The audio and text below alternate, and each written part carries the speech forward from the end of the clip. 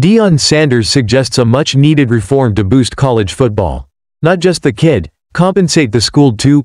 Deion Sanders is just full of ideas on how to transform the college football landscape. This time, he wants to talk about uplifting the smaller college programs.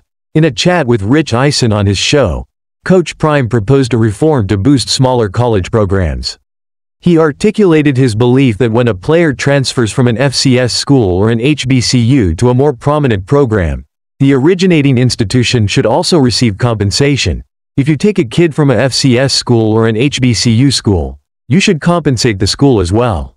Not just the kid, you should compensate the school too. Because it's almost like they're now a farm system for you, and it's not fair because if the kid is halfway decent, they just assume someone's gonna take them.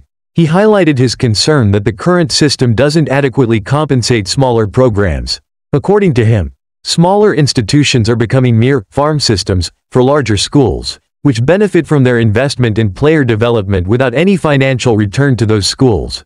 This proposal comes in light of the increasing mobility within college football due to the transfer portal and changes in NCAA regulations that allow athletes to profit from their name, image, and likeness.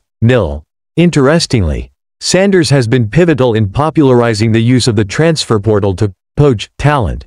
Sanders argues that while players deserve to be compensated for their talents, the schools that nurture these athletes should not be overlooked. Coach Prime has been vocal about changing perceptions around HBCUs and their ability to produce NFL-caliber talent.